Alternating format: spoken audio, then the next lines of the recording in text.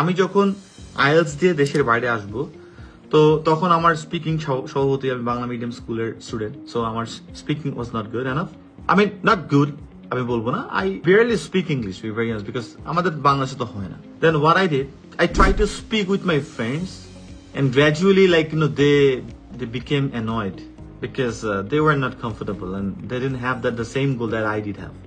So that is what I had to do. I changed my circle. First of all, I wanted to inspire them. Canada আসো, চল দোস্ত ক্যানাডাতে যাই, দেখি ক্যানাডার কি অবস্থা। এটা দেখ, Canada is good country because the north American degree এটা খুবই ভ্যালুয়েবল, সিটিজেনশিপ তাড়াতাড়ি পাওয়া যায়, জাস্ট ইনটু হিরোইক একটা ক্যারেক্টার, হিরোইক একটা লিডার, একটা বডি। সো আমি কি করলাম, তখন দেখলাম যে আমাদের বন্ধু বান্ধব যারা আছে কেউ তো আমার সাথে ইংলিশ করতে কথা বলছে না, তাহলে কি করা যায়। আমি কি করেছি আমি বলি, আমি তাদেরকে ইন্সপায়ার করা শুরু করলাম কয়েকজনকে। দেখি যে ইন্সপায়ার করার পর 2-3 দিন বলে, কিন্তু ওই যে আমার যে গোলটা ছিল, আমাকে যেতে হবে ক্যানাডিয়ান একটা ডিগ্রি আমাকে নিতেই হবে, কারণ আমার মাস্টার্স করতে হবে এখান থেকে, আমার নর্থ আমেরিকান ডিগ্রি লাগবে।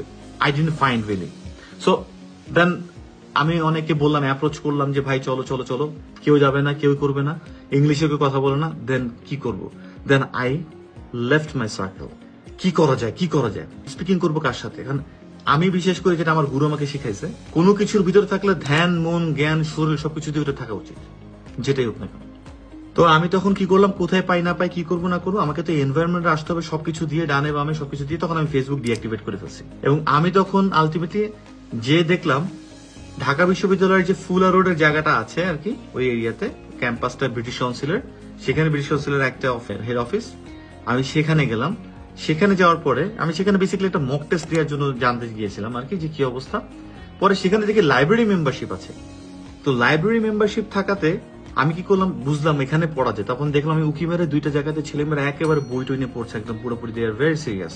আমি ভাবলাম যে ওকে, এইটাই তো আমার জায়গা, তাহলে এখানে তো এরাই তো আমার ভাই ব্রাদার, এরাই আমার ভাই ব্রাদার। আমি আমাদের আইএস এর ব্যাচের সবাইকে বলি, তোমরা যে গ্রুপ করে দিচ্ছি এরাই তোমাদের ভাই ব্রাদার, কারণ এদের আর তোমার গোল সেম। অন্য কোনো গোলের জায়গায় যেও না। এখন অন্য কেউ বাইক পছন্দ করে, তুমি আইএলটিএস দিচ্ছ, দেশের বাইরে যাবা, মিলবে না, কথা টপিক এক হতে হবে একই জায়গায়। যে তোমার সাথে এখন এই টপিকে কথা বলবে, যে তোমার সাথে এই টপিকে থাকবে, তুমি তার সাথে থাকবা। সো আমি তখন ওই যে ব্রিটিশ কাউন্সিলের লাইব্রেরিটাতে 3 মাসের না 4 মাসের একটা মেম্বারশিপ নিই, এবং আমি প্রতিদিন ঢাকার, আমার বাসা ছিল মিরপুরে, মিরপুর থেকে আমি কিন্তু বাসে যাতায়াত করতাম, সারাদিন লাইব্রেরিতে থাকতাম, মাঝে মধ্যে সিঙ্গারা, মাঝে মধ্যে কিছু না খেয়ে সারাদিন আমি ইংলিশে কথাবার্তা বলতাম আর প্র্যাকটিস করতাম, ইংলিশে কথা বলা পড়তাম। এবং আমার এখানে একটা সার্কেল আমরা গ্রো করি। তো এইভাবে করে আমি না স্পিকিং এর পার্টনার, মানে I prepared my ground, because আমি জানতাম যে আমার সাথে কেউ করবে না।